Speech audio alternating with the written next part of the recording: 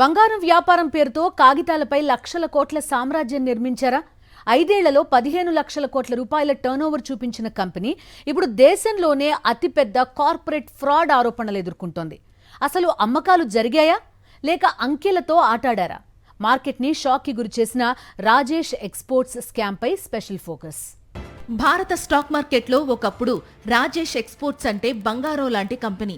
ప్రపంచవ్యాప్తంగా gold refining, jewellery ఎగుమతులతో భారీ వ్యాపారం చేస్తున్న సంస్థగా పేరు సంపాదించింది. ప్రతి ఏడాది లక్షల కోట్ల టర్నోవర్ చూపిస్తూ ఇన్వెస్టర్ల నమ్మకాన్ని గెలుచుకుంది. కానీ ఇప్పుడు అదే కంపెనీపై సెబీ చేసిన ఆరోపణలు వింటే ఇది కార్పొరేట్ విజయ గాథ కాదు, కార్పొరేట్ మాయాజాలం అనే అనుమానాలు వ్యక్తమవుతున్నాయి. 5 ఏళ్లలో చూపించిన రెవెన్యూలో చాలా భాగం అసలు ఆధారాలతో సరిపోలలేదని సెబీ చెబుతోంది. ఫ్రాడ్ కథలో అసలు ట్విస్ట్ ఇక్కడే ఉంది. కంపెనీ లెక్కల ప్రకారం వేల కోట్ల రూపాయల అమ్మకాలు జరిగాయి. కానీ వాటిని నిరూపించే రికార్డులు ఎక్కడా? ఇదే ప్రశ్నకు సమాధానం వెతుకుతూ సెబీ ఫోరెన్సిక్ ఆడిట్ చేయించింది.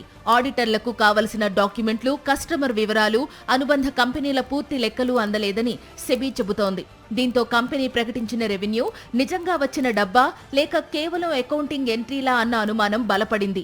సెబీ లెక్కల ప్రకారం 5 ఏళ్లలో 15.15 లక్షల కోట్ల రూపాయల రెవెన్యూ వ్యత్యాసం కనిపించింది. ఇది చాలా దేశాల వార్షిక జీడీపీ కంటే ఎక్కువ. ఇంకో సంచలన అంశం, ఆఫ్రికాలోని బంగారు గనుల్లో 1035 కోట్ల రూపాయల పెట్టుబడి పెట్టామని కంపెనీ చెప్పింది. కానీ ఆ గనులు ఎక్కడ ఉన్నాయి, వాటి విలువ ఎంత, వాటి యాజమాన్యం ఎలా ఉంది అనే ప్రశ్నలకు సరైన పత్రాలు చూపించలేదని సెబీ పేర్కొంది. అలాగే అఫ్లుయెన్స్ షేర్స్ అండ్ స్టాక్స్ అనే సంస్థతో 11,000 కోట్ల రూపాయలకు పైగా కొనుగోళ్లు, అమ్మకాలు జరిగినట్లు కంపెనీ రికార్డుల్లో ఉంది. కానీ ఆ సంస్థ మాత్రం మాతో ఎలాంటి లావాదేవీలు జరగలేదని చెప్పింది. ఒకరు జరిగాయని చెబుతుంటే మరొకరు అసలు జరగలేదంటున్నారు.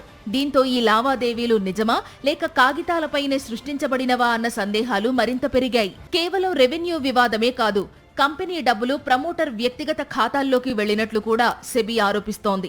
కంపెనీ నిధులతో వ్యక్తిగత డెరివేటివ్ ట్రేడింగ్ జరిగినట్లు అనుమానాలు వ్యక్తం చేసింది. ఈ లావాదేవీలు బోర్డు అనుమతి లేకుండా జరిగాయని, పెట్టుబడిదారులకు సమాచారం ఇవ్వలేదని పేర్కొంది.